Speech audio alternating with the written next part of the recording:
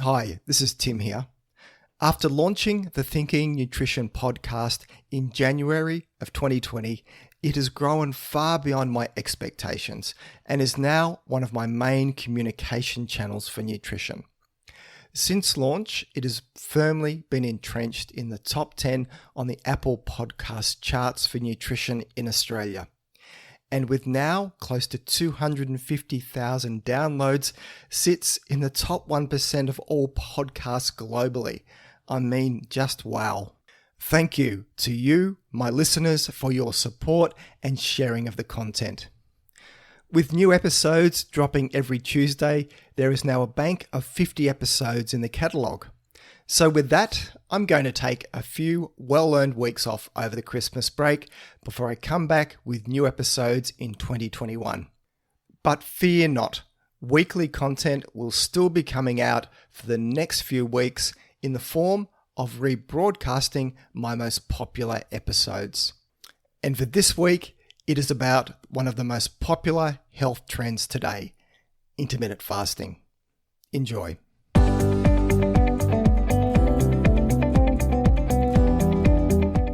Intermittent fasting is currently one of the world's most popular health trends.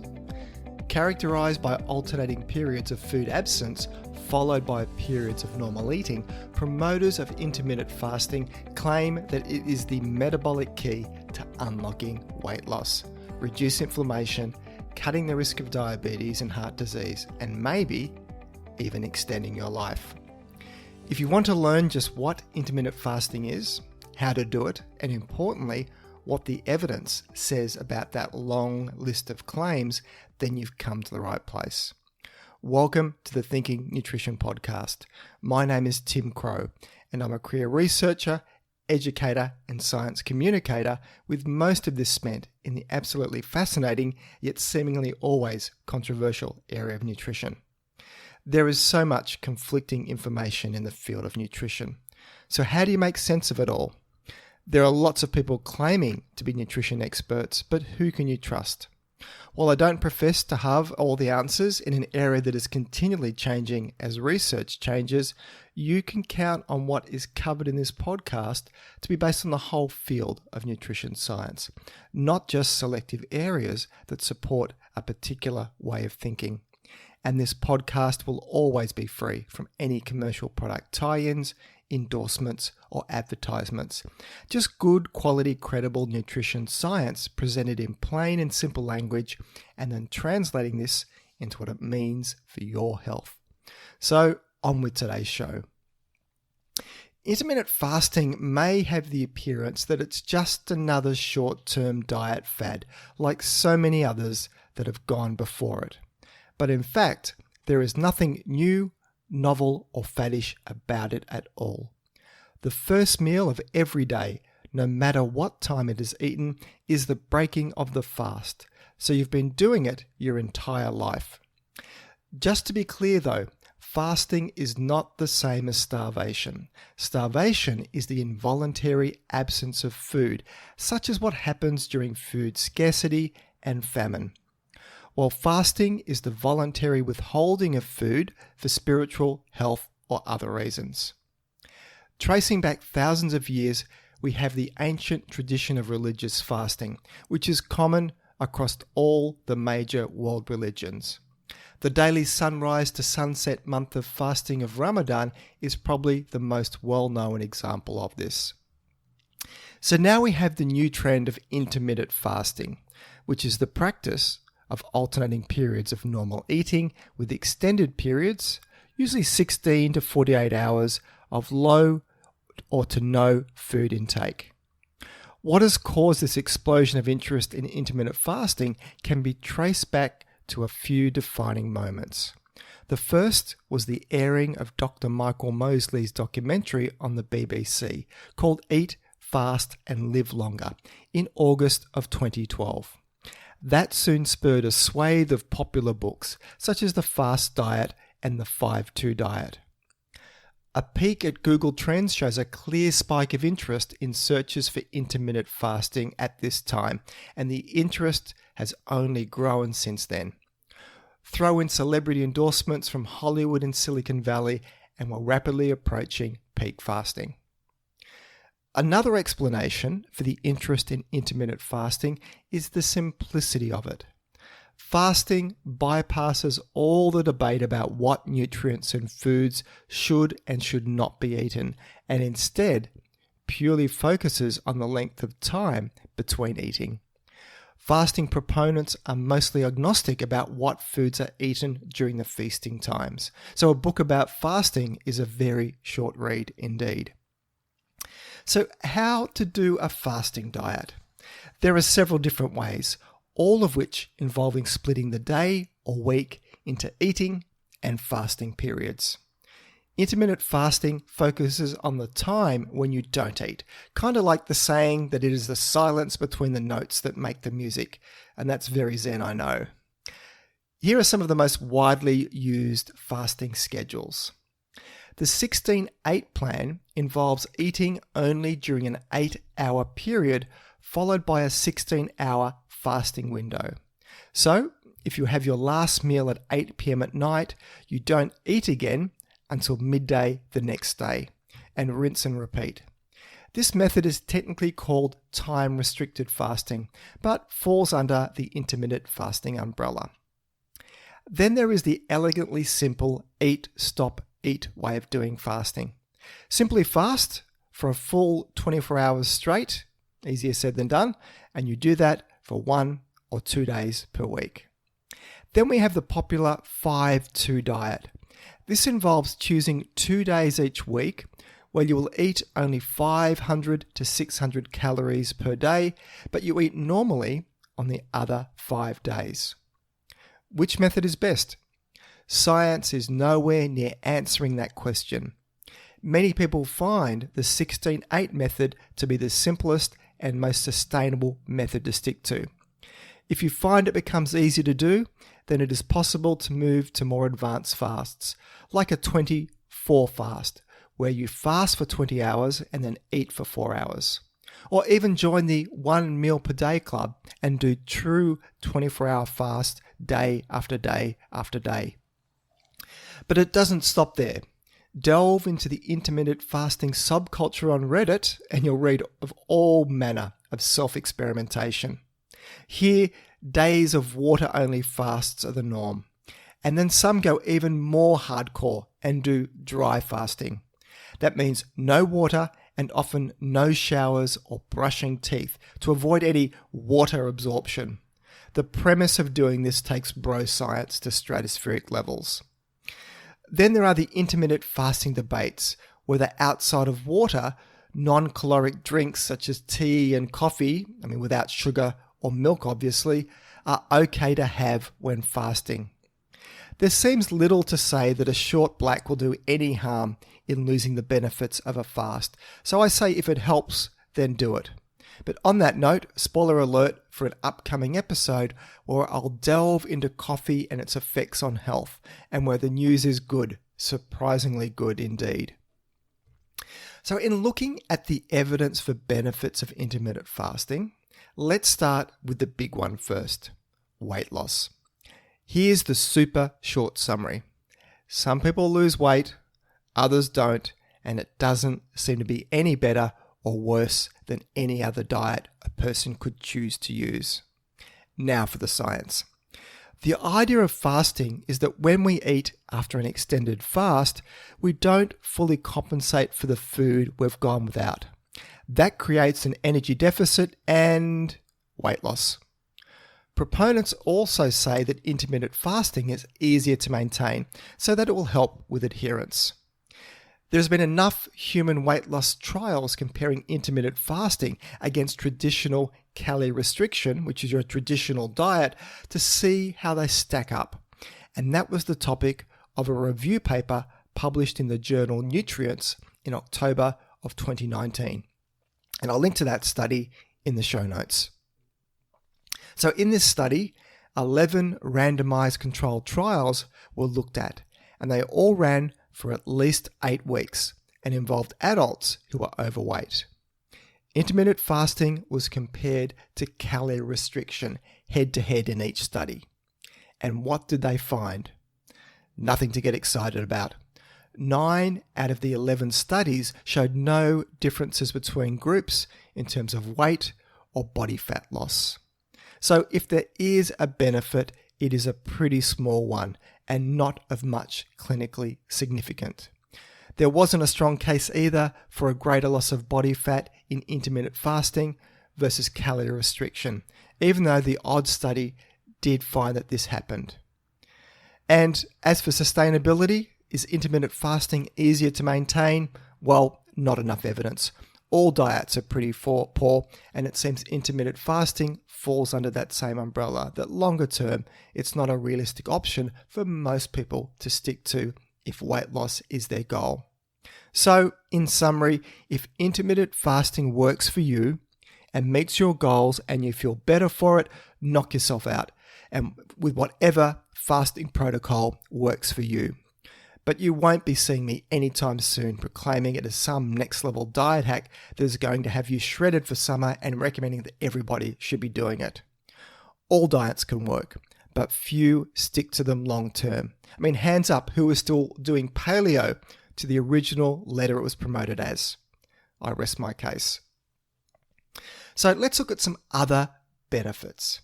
So fasting for weight loss is hardly a new idea. But what is novel about the explosion in interest in fasting is the clinical research behind it, with claimed benefits for health and longevity. The body of evidence on intermittent fasting in humans is still relatively small, but several studies have reported improvements in various health markers.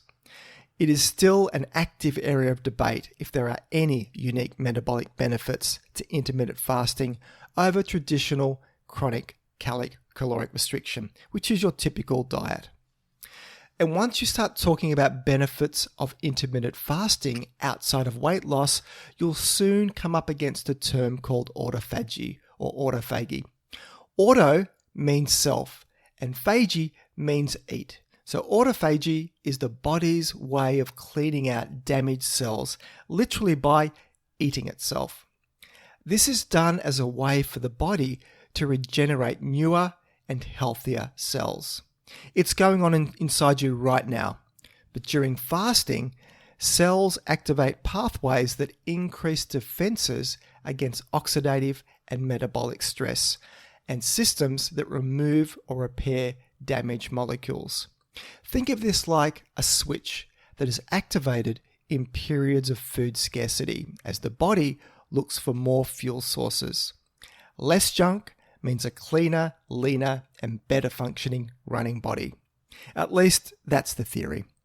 In our modern times of food abundance and 3 meals per day with snacks in between, it is rare for this metabolic switch to be flipped. But the benefits of the switch have favorable advantages in improving blood sugar regulation, increasing resistance to stress, and decreasing inflammation. So, is intermittent fasting the key to reducing inflammation, cutting the risk of diabetes and heart disease, improving the brain and neural systems, and maybe even extending your life? Well, a lot of this is really conjecture or based on animal studies at this stage. But a paper published only last month in the highly regarded New England Journal of Medicine has put the health claims about intermittent fasting diets under the microscope. And I'll link to that paper in the show notes. Weight loss aside, there are some initial indications that intermittent fasting may have some additional metabolic advantages, with animal studies and some human research to inform it. There appears a benefit of fasting on supporting cellular health. Cellular health is a broad term and includes things like resistance of cells to metabolic and oxidative stress, increased DNA repair, and activation of antioxidant defense systems. Other benefits uncovered by this review included some evidence for intermittent fasting on decreasing blood pressure, improving blood lipid levels, and even lowering resting heart rates. Clinical trials show that even independent of weight loss, intermittent fasting has an additional advantage on insulin sensitivity and abdominal obesity compared to just a traditional calorie-reduced diet. In animals and humans, physical function is improved with intermittent fasting. For example, mice maintained on alternate day fasting have better running endurance than mice that have unlimited access to food. Balance and coordination are also improved in animals on daily time-restricted feeding or alternative day fasting regimens. More speculative, but there appears some preliminary research to show that intermittent fasting could benefit brain health too. One study found that mice that were on a brief intermittent fasting diet had better learning and memory than mice with free access to food.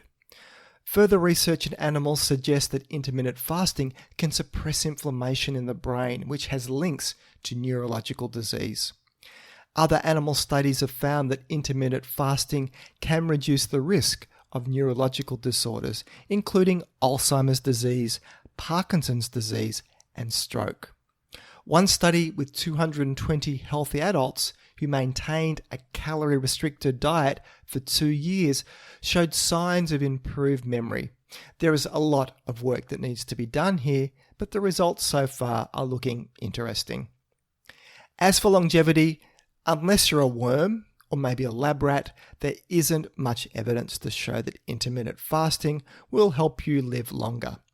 But if it helps with weight loss and reduces the risk of some chronic diseases like heart disease and type 2 diabetes, then that is where the benefit could lie. And finally, for cancer, animal studies suggest that intermittent fasting may prevent cancer, but there is nothing yet to say it will help in humans. As a side journey, there is absolutely fascinating work being done looking at how fasting during chemotherapy could improve treatment by promoting cellular regeneration and reducing side effects like nausea and vomiting. Very early days for this, but it is an area I'm watching with interest. And if you want to learn more, I've linked to a commentary article on this in the show notes. And finally, it would be remiss of me not to make the big statement that intermittent fasting is not for everyone. If you're underweight or have a history of eating disorders, intermittent fasting is likely not for you, unless under the supervision of a health professional. Intermittent fasting could certainly be a dangerous trigger for some vulnerable to an eating disorder. For anyone taking medications to treat diabetes, then intermittent fasting should not be done without talking to your doctor first. These medications are designed to remove glucose from the blood, and without any food, they can do their job too well and put a person at risk of hypoglycemia. Hunger is the main side effect of intermittent fasting, and you may also feel weak and your brain may not perform as well as you're used to. But this seems to only be temporary, as it can take some time for your body to adapt.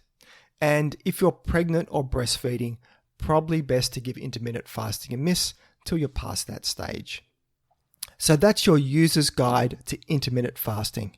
It is something I'm asked about a lot on for my thoughts.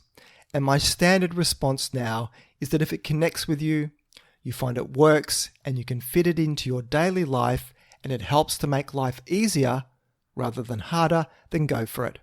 But there is a long way to go before there is enough evidence to move intermittent fasting into the mainstream as a first-line approach to lose weight or a viable way to treat many health conditions. So all this talk about fasting is making me hungry. So for the last part of the show, I'd like to do a quick research wrap-up about a study that has grabbed my attention recently. And the topic of this research is cooking shows. Cooking shows are not just a source of entertainment, with a new study finding kids who watched a healthy cooking show aimed at kids were almost 3 times more likely to make healthy food choices. The backstory here is that our food choices and habits as adults are strongly influenced by our experiences of food during childhood. Poor dietary habits during childhood and adolescence have many negative effects on several health and wellness indicators, such as keeping a healthy weight, growth and development patterns, and even dental health. Prior research has shown that when kids and adolescents are involved in the preparation of healthy foods, such as vegetables and salads, they are more likely to consume nutrient-rich foods. They are more likely to have higher intakes of important nutrients, and at the same time, they consume less sugary and fatty foods. But today, there has been a marked fall in the number of meals eaten in the home. Combine that with a greater reliance on pre-prepared food, and this means less exposure of kids to modeling of cooking skills by adults. So, could cooking programs be a useful way to improve children's food and food preparation knowledge, which could translate into better eating habits? To test this novel idea, Dutch researchers recruited children between the ages of 10 and 12 years from 5 different schools. The children watched one of 2 different videos. One was of a video clips of cooking programs aimed at children containing healthy foods, while the other video was a cooking program containing unhealthy foods. Another group of children served as the control group, and they watched a short video from a children's quiz show. After the video viewing, the children were offered a snack as a reward for taking part in the study. The snack was a choice of apple or cucumber pieces as the healthy options, or chips and salted pretzels as the less healthy options. And what did they find? Children who watched the cooking program with healthy foods were almost 3 times more likely to choose healthy food as their snack. The children were also asked to rate how healthy the food was that they saw in the video clips, and they were very switched on, as they could clearly distinguish the difference between healthy and less healthy foods. Now, I like this research as it helps to reinforce the benefit of getting kids involved in the kitchen, and may help parents in being selective in choosing some better targeted cooking programs aimed at their kids that they can watch. Good cooking skills developed through childhood has the potential to carry over into adult life, into the food health choices that they make. So that's it for today's show. You can find the show notes either in the app you're listening to this podcast on, if it supports it, or else head over to my webpage at thinkingnutrition.com.au and click on the podcast section to find this episode to read the show notes.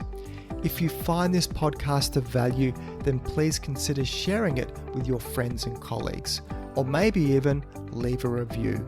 This all helps increase the ranking and reach of the podcast, which means a big win for credible, evidence-based nutrition messages while helping to dilute out the crazy and making the world a slightly less confusing place. I'm Tim Crow, and you've been listening to Thinking Nutrition.